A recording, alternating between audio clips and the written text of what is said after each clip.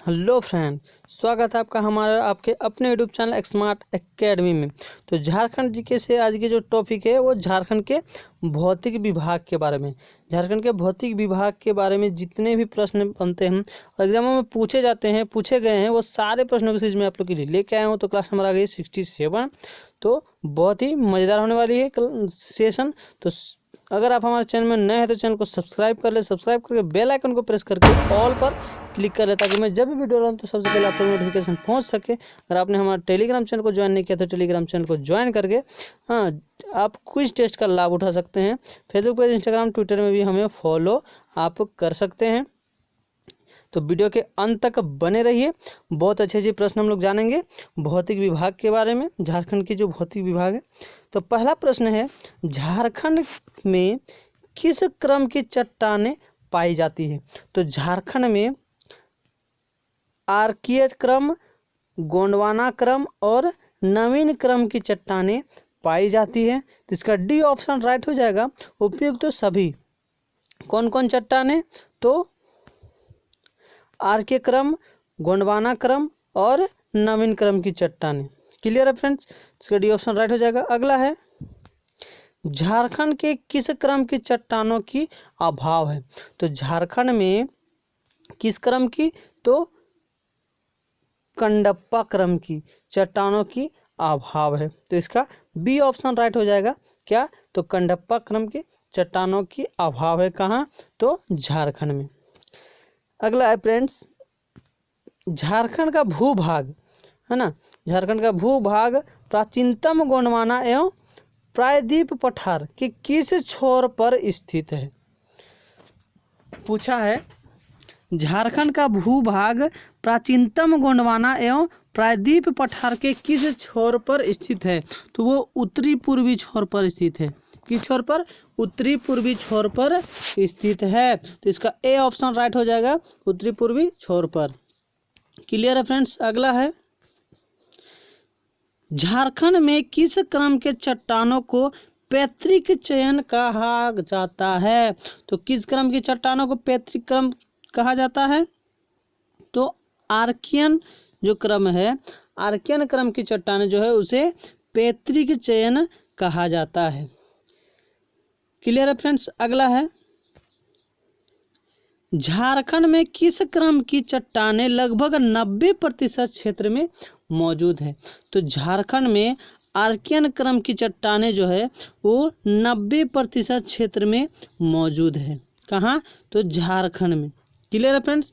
तो इसका C option right हो जाएगा, आर्कियन क्रम।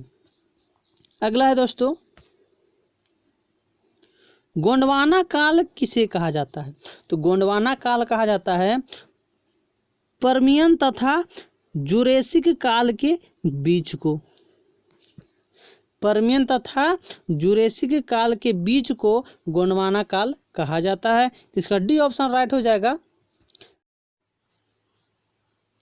अगला है फ्रेंड्स, सिनोजॉइक क्रम में छोटा नागपुर पठार का कितनी अवस्थाओं में उत्थान हुआ था? तो कितनी अवस्थाओं में इसका उत्थान हुआ था? तो 3 अवस्थाओं में इनका उत्थान हुआ था। सिनोजॉइक क्रम में छोटा नागपुर पठार का 3 अवस्थाओं में उत्थान हुआ था। अगला है फ्रेंड्स, झारखंड में किस क्रम की चट्टानों आर्थिक दृष्टि से सर्वाधिक महत्वपूर्ण है? तो झारखंड में किस क्रम की चट्टानें? तो आर्कियन क्रम की चट्टानें जो है ना, वो आर्थिक दृष्टि से सर्वाधिक महत्वपूर्ण है। कौन सी? तो आर्कियन क्रम की चट्टानें। तो इसका ए ऑप्शन राइट हो जाएगा। क्लियर है फ्रेंड्स? चलिए अगला है, आर्कियन क्रम की चट्टानें झारखंड में कहाँ पाई जाती है? तो आर्कियन क्रम की जो चट्टानें हैं वो झारखंड में पूर्वी सिंहभूम, पश्चिमी सिंहभूम और सिमडेगा, इन सभी जगहों में पाई जाती है। तो इसका डी ऑप्शन राइट हो जाएगा, उपयुक्त सभी। अगला है दोस्तों, आर्कियन क्रम की चट्टानें झारखंड में किस जिले में नहीं पाई जाती है?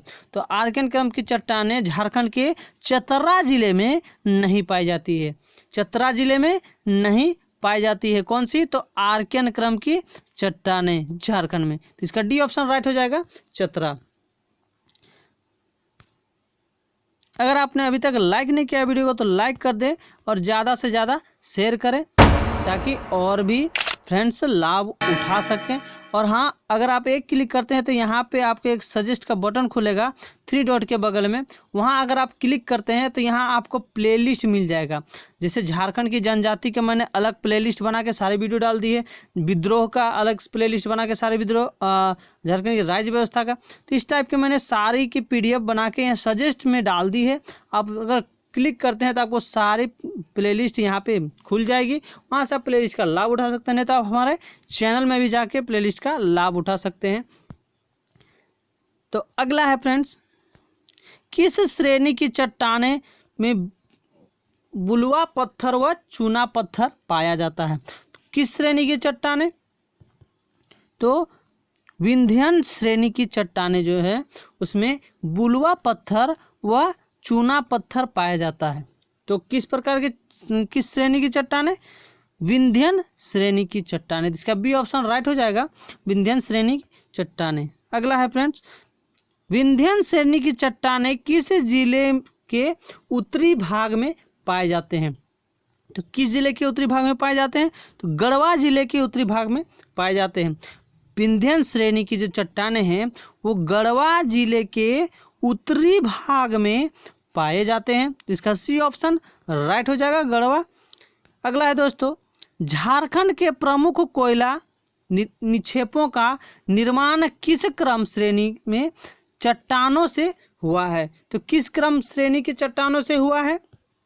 तो गोंडवाना क्रम श्रेणी की चट्टानों से हुआ है। क्रम या श्रेणी की चट्टानों से हुआ है, तो इसका ए ऑप्शन राइट हो जाएगा, गोंडवाना। अगला है दोस्तों, राजमहल है ना, राजमहल ट्रैप किस चट्टानों से निर्मित है? तो राजमहल ट्रैप जो है वो किस चट्टानों से निर्मित है? तो बेसाल्ट चट्टानों से निर्मित है। जिसका डी ऑप्शन राइट हो जाएगा, बेसाल्ट चट्टानों से निर्मित है। अगला है दोस्तों, झारखंड के धरातलीय स्वरूप को सामान्यतः कितने भागों में बांटा जाता है? तो 4 भागों में बांटा जाता है। झारखंड के धरातलीय स्वरूप को सामान्यतः 4 भागों में बांटा जाता है। तो इसका सी ऑप्शन राइट हो जाएगा, 4 भागों में बांटा जाता है। अगर आपको इसकी PDF चाहिए तो हमारे टेलीग्राम चैनल को ज्वाइन कर लें। अगला है दोस्तों, छोटा नागपुर का पठार किसका भाग है? तो छोटा नागपुर का जो पठार है वो प्रायद्वीप का भाग है। किसका? प्रायद्वीप का भाग है। तो इसका ए ऑप्शन राइट हो जाएगा, छोटा नागपुर का पठार प्रायद्वीप का पठार है। अगला है दोस्तों, छोटा नागपुर का पठार प्रायद्वीप पठार के किस भाग में स्थित है? तो किस भाग में स्थित है? तो उत्तरी पूर्वी भाग में स्थित है। छोटा नागपुर का पठार कहाँ पे है? तो प्रायद्वीपीय पठार में है। तो ये किस भाग में स्थित है? तो उत्तरी पूर्वी भाग में स्थित है। इसका बी ऑप्शन बिल्कुल राइट हो जाएगा, उत्तरी पूर्वी। अगला है दोस्तों, छोटा नागपुर पठार की चट्टानें कैसी है? तो छोटा नागपुर की जो पठार चट्टानें हैं वो क्रिस्टलीय एवं कायांतरित है ना, क्रिस्टलीय एवं कायांतरित चट्टानें हैं। तो इसका डी ऑप्शन राइट हो जाएगा, छोटा नागपुर पठार की चट्टानें जो है वो क्रिस्टलीय एवं कायांतरित चट्टानें हैं। अगला है दोस्तों, छोटा नागपुर पठार की है ना, छोटा नागपुर पठार की रचना किस चट्टान से हुई है? तो छोटा नागपुर पठार की जो रचना हुई है वो हुई है लावा चट्टान से। लावा चट्टान से छोटा नागपुर पठार की रचना हुई है। तो इसका ए ऑप्शन राइट हो जाएगा। क्लियर है फ्रेंड, समझ आ रहे? तो सेशन को लाइक जरूर कर देना, ज़्यादा से ज़्यादा शेयर करें, हमें कमेंट करके जरूर बताएं कि आपको वीडियो कैसा लगा और किस टाइप की वीडियो चाहिए। अगला है दोस्तों, छोटा नागपुर का पठार राज्य के कुल भूभाग का कितना प्रतिशत क्षेत्र घेरे हुए है? तो छोटा नागपुर का पठार जो है वो कितना, तो 47.8% कुल भूमि भाग का 47.8% क्षेत्र घेरे हुए है। तो इसका डी ऑप्शन राइट हो जाएगा, 47.8%। क्लियर है फ्रेंड्स। चलिए अगला है, छोटा नागपुर के वर्तमान धरातल का किस चट्टान से निर्माण हुआ है।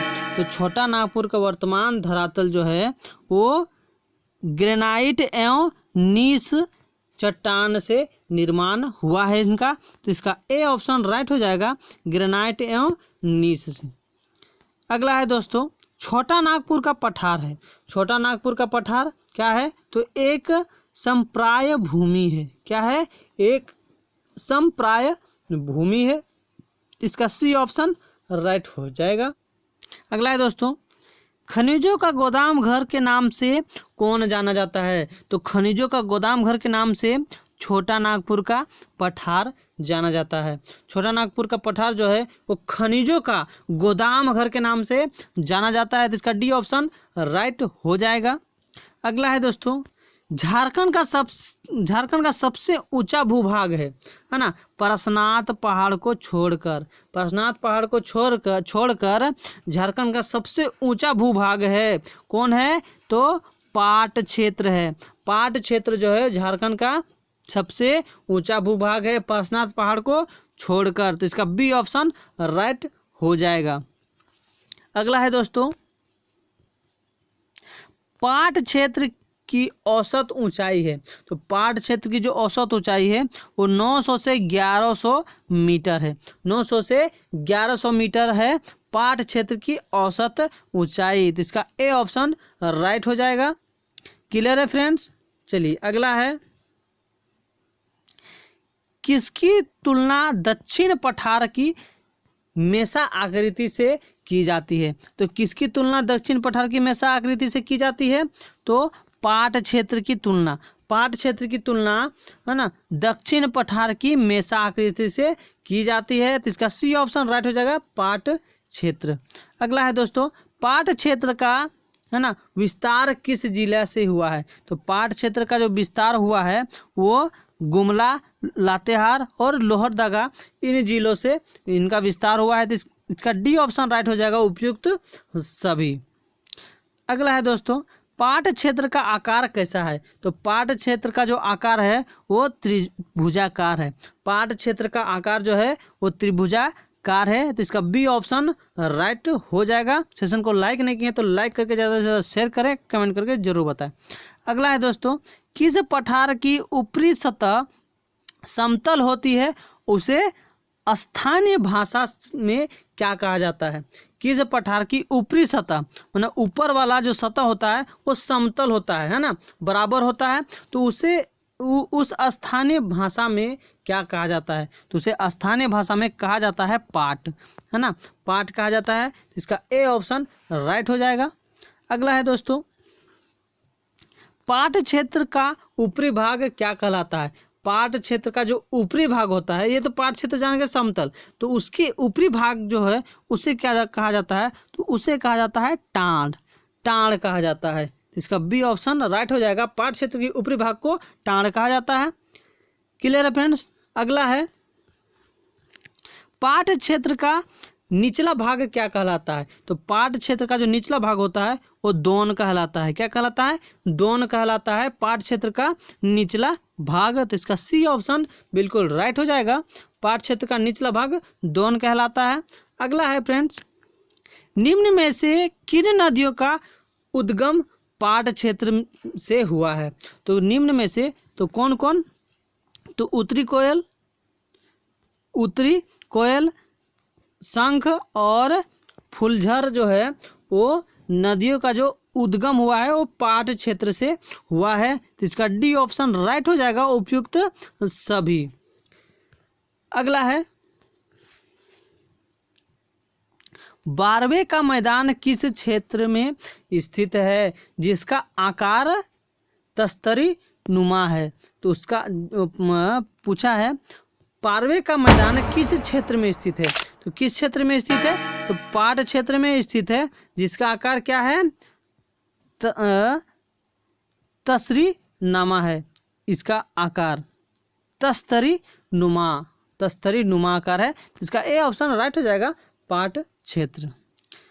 अगला है दोस्तों, रांची पठार की औसत ऊंचाई कितनी है? तो रांची पठार की जो औसत ऊंचाई है वो 600 मीटर है। रांची पठार की औसत ऊंचाई 600 मीटर है ना। ये पूछी गई है, बहुत बार प्रश्न है। इसका बी ऑप्शन राइट हो जाएगा। अगर आपको पीडीएफ चाहिए तो हमारे टेलीग्राम चैनल को ज्वाइन कर लें। अगला है दोस्तों, नहीं तो एक स्पेशल टेलीग्राम में आप सर्च मार सकते हैं स्मार्ट एकेडमी झारखंड, तो आपको एक स्पेशल चैनल मिलेगी, है ना, ग्रुप मिलेगी। वहाँ मैं झारखंड से रिलेटेड बहुत चीज़ें डालता रहता हूँ। अगला है फ्रेंड्स, रांची पठार का निर्माण हुआ। तो रांची पठार का जो निर्माण हुआ वो नीस और ग्रेनाइट से हुआ, है ना। नीस और ग्रेनाइट से रांची पठार का निर्माण हुआ। तो इसका डी ऑप्शन राइट हो जाएगा, बी और सी दोनों, है ना। अगला है फ्रेंड्स, रांची और हजारीबाग के पठार को एक दूसरे से कौन अलग करती है? तो रांची एवं हजारीबाग के पठार को एक दूसरे से अलग जो करती है वो दामोदर नदी करती है। दामोदर नदी जो है रांची एवं हजारीबाग के पठार को एक दूसरे से अलग करती है। तो इसका सी ऑप्शन राइट हो जाएगा, दामोदर नदी। अगला है दोस्तों, झारखंड के किस पठार का आकार लगभग चौरस है? तो झारखंड के रांची पठार का जो आकार है वो चौरस है। किस पठार का? रांची पठार का आकार क्या है? तो चौरस है, लगभग इसका आकार चौरस है। तो इसका ए ऑप्शन राइट हो जाएगा, रांची पठार। अगला है दोस्तों, रांची और हजारीबाग के पठार के किनारे अवस्थित ब्राह्मी पठार निम्न पठार की औसत ऊंचाई कितनी है ना। रांची और हजारीबाग पठार के किनारे उपस्थित है, क्या है? तो ब्राह्मी पठार है। तो उसकी औसत ऊंचाई कितनी है? तो उस पठार की जो औसत ऊंचाई है वो 300 से 450 मीटर है। 300-450 मीटर है। तो इसका बी ऑप्शन राइट हो जाएगा। अगला है दोस्तों, चाईबासा का मैदान की औसत ऊंचाई क्या है? तो चाईबासा के मैदान जो है उनकी जो औसत ऊंचाई है वो है 150 मीटर, मतलब 150 मीटर चाईबासा के मैदान की औसत ऊंचाई है। तो इसका सी ऑप्शन राइट हो जाएगा, 150 मीटर। अगला है दोस्तों, झारखंड की सबसे नूतन भौतिक संरचना है। तो झारखंड की सबसे नूतन भौतिक जो संरचना है वो है राजमहल ट्रैप। राजमहल ट्रैप जो है झारखंड की सबसे नूतन भौतिक संरचना है। इसका डी ऑप्शन राइट हो जाएगा, राजमहल ट्रैप। अगला है दोस्तों, राजमहल ट्रैप झारखंड के किस भाग में स्थित है? तो राजमहल ट्रैप जो है वो झारखंड के उत्तरी पूर्वी भाग में स्थित है। कहाँ? उत्तरी पूर्वी भाग में स्थित है राजमहल ट्रैप झारखंड में। तो इसका ए ऑप्शन राइट हो जाएगा, उत्तरी पूर्वी। अगला है दोस्तों, राजमहल ट्रैप का सृजन कब हुआ? तो राजमहल ट्रैप का जो सृजन हुआ था वो हुआ था जुरासिक युग में। जुरासिक युग में राजमहल ट्रैप का सृजन हुआ था। तो इसका बी ऑप्शन राइट हो जाएगा, जुरासिक युग में। अगला है दोस्तों, राजमहल ट्रैप की औसत ऊंचाई कितनी है? तो राजमहल ट्रैप की जो औसत ऊंचाई है वो है 150 से 300 मीटर। 150 से 300 मीटर राजमहल ट्रैप की औसत ऊंचाई है। तो इसका डी ऑप्शन बिल्कुल राइट हो जाएगा, 150 से 300 मीटर। अगला है दोस्तों, झारखंड का सर्वोच्च शिखर है। तो झारखंड का जो सर्वोच्च शिखर है वो पारसनाथ पहाड़ी है। पारसनाथ पहाड़ी झारखंड का सर्वोच्च शिखर है। समझ में आ रही है? सेशन को लाइक, वीडियो को लाइक करें और ज़्यादा से ज़्यादा शेयर करके कमेंट में हमें ज़रूर बताएं कि वो वीडियो कैसा लगा और किस टाइप की वीडियो चाहिए। चलिए अगला है दोस्तों, झारखंड के सर्वोच्च शिखर पारसनाथ की समुद्र तल से ऊंचाई कितनी है। तो झारखंड के सर्वोच्च शिखर कौन सा, तो पारसनाथ पहाड़। तो उसके समुद्र की तल से पूछा है, समुद्र की तल से उसकी ऊंचाई कितनी है। तो उसके समुद्र के तल से ऊंचाई है 1365 मीटर। वो 1365 मीटर समुद्र के तल से पारसनाथ पहाड़ की ऊंचाई है शिखर की। तो इसका ए ऑप्शन राइट हो जाएगा, 1365 मीटर। अगला है दोस्तों, पारसनाथ पहाड़ी की किस पठार का हिस्सा है। तो पारसनाथ पहाड़ जो है वो है किस पारसनाथ पहाड़ी किस पठार की हिस्सा है। तो वो है गिरिडीह का पठार, है ना, गिरिडीह का पठार का हिस्सा है। तो इसका बी ऑप्शन राइट हो जाएगा, गिरिडीह का पठार। अगला है दोस्तों, पारसनाथ किस जिले में उपस्थित है, अवस्थित है। तो पारसनाथ जो है वो गिरिडीह जिले में अवस्थित है। तो इसका सी ऑप्शन राइट हो जाएगा, गिरिडीह, गिरिडीह। अगला है, झारखंड की द्वितीय सर्वोच्च शिखर कौन है। तो झारखंड की द्वितीय जो सर्वोच्च शिखर है वो है सरुतल पहाड़ी। सरुतल पहाड़ी जो है वो झारखंड की द्वितीय सर्वोच्च शिखर है। तो इसका डी ऑप्शन राइट हो जाएगा, सरुतल पहाड़ी। अगला है फ्रेंड्स, झारखंड में सर्वाधिक किस प्रकार का शैल समूह पाया जाता है। तो झारखंड में सर्वाधिक किस प्रकार का, तो आर्किन शैल समूह पाया जाता है। तो इसका बी ऑप्शन राइट हो जाएगा, झारखंड में सर्वाधिक आर्किन शैल प्रकार का जो शैल समूह है पाया जाता है। अगला है फ्रेंड्स, कौन सी पहाड़ी रांची पठार तथा सिंहभूम पठार से मध्य में स्थित है। तो कौन सी पहाड़ी, तो पोराहाट की पहाड़ी जो है वो रांची पठार तथा सिंहभूम पठार के मध्य में स्थित है। कौन सा, तो पोराहाट की पहाड़ी। इसका ए ऑप्शन राइट हो जाएगा, पोराहाट की पहाड़ी। अगला है फ्रेंड्स, लोहरदगा की पहाड़ी किस पठार के पश्चिम भाग में स्थित है।